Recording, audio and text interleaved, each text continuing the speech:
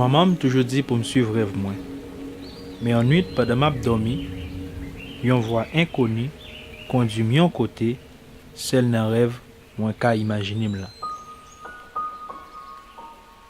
Isaac, Pinga sommes abandonnés, guettant toujours pour recommencer. Même si ça fait mal, Pinga sommes fatigués. Parce que moi différent non.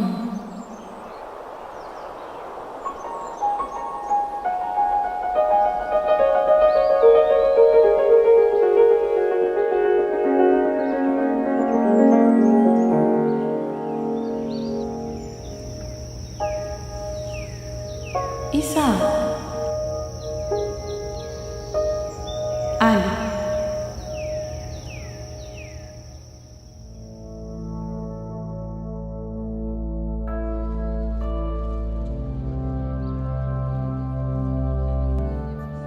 Hasta fines del año 2016 se registró la llegada de más de 41.000 haitianos al país.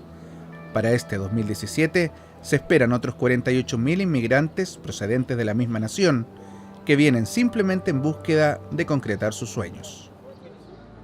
Moi c'est Isaac Michelson.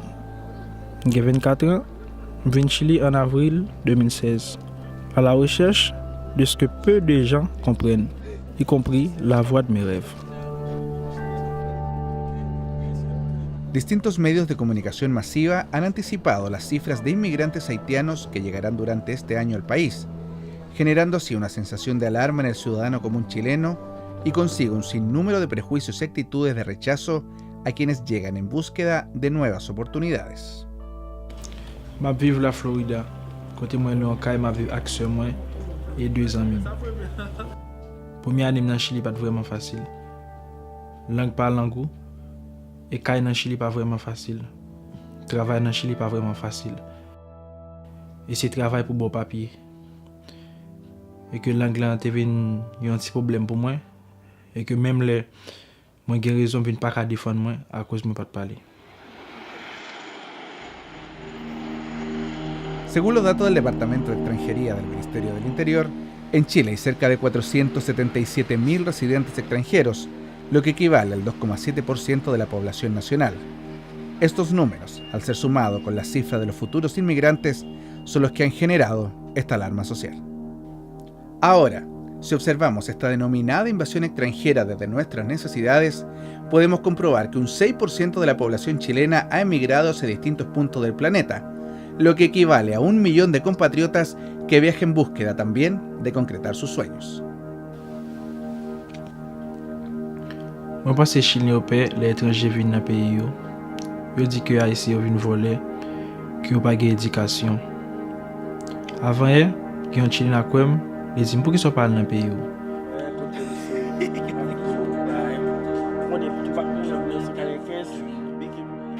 Nosotros tenemos educación. Isaac él estudió 3 años de informática. No deben pensar en eso. Moi, j'ai un collègue qui travaille moi, qui est le Kwanantil, un Chilien mapuche. Et c'est non me gusta, et ça me paraît bien. Yo toujours apprendre moi avec elle dans la rue. Yo soy mapuche y yo le digo, nos molestan, a veces nos están molestando, dicen tú soy haitiano, tú eres mapuche, ¿cómo se pueden juntar los dos? Pero yo le digo, tomémoslo para la risa porque siempre habrá discriminación en todas partes. Isaac en el trabajo ha sido realmente un aporte a la empresa, estando nosotros poco acostumbrados a recibir gente extranjera. La comunidad haitiana en el ámbito laboral es un aporte porque ellos están realizando muchos trabajos que las personas que en Chile no quieren hacer. Y sabemos que él viene por un propósito a Chile. Él quiere lograr sus metas y nosotros como empresa lo queremos apoyar porque le deseamos que a él le vaya muy bien en la vida.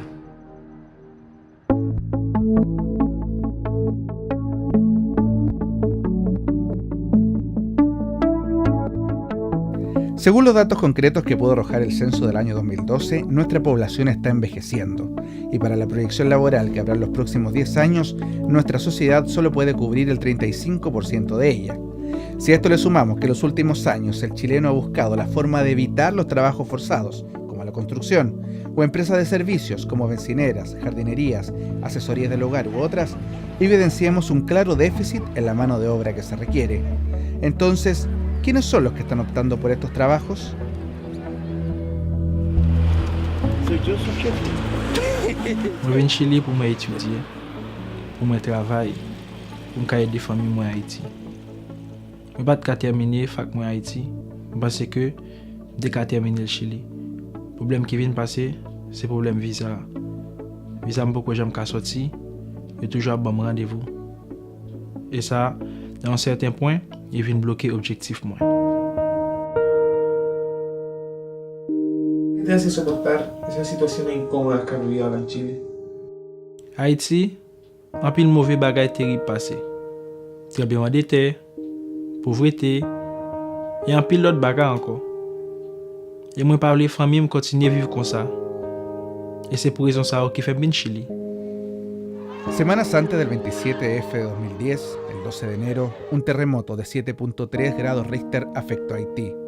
Si bien su magnitud no se compara al 8.8 ocurrido en Chile, fue suficiente para dejar un saldo de 330.000 personas fallecidas y a más de 1,5 millones de personas afectadas. Différence c'est qu'il un tremblement de terre qui passe chilien et tremblement de terre qui passe Haïti. C'est que tremblement de terre passé à même niveau, 7.3, et que Chili pas vraiment un gros dégâts de fait. Et que Haïti plus que 300 000 personnes mourent et que puis faut qu'il écrasé et ça que puis faut moun yo te vinn sans abri.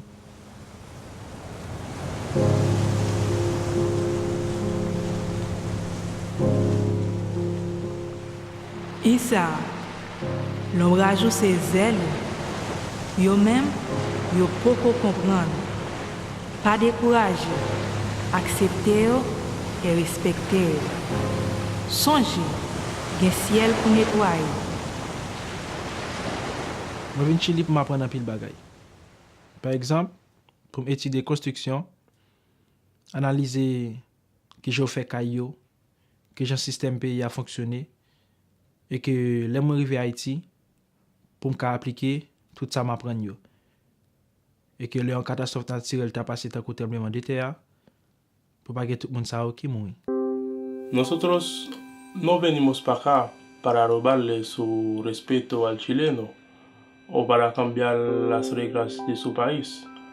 Solo queremos entregarnos, queremos juntarnos a la cultura de este país. Les Chiliens pensent que les Haïtiens viennent Chili, ils viennent pour rester. Non. Les Haïtiens viennent Chili pour étudier, pour travailler. Après pour retourner dans le pays, pour aider des familles et des amis. Parce que nous sommes un pays. Non? Quiero decir a los chilenos que ellos no tienen que tener miedo de nosotros porque somos de las personas que son de buena onda. Vinimos para allá para hacer puras cosas buenas, no cosas malas. Je dis Chilien comme ça, il faut apprendre à connaître nous. Avant de parler de nous.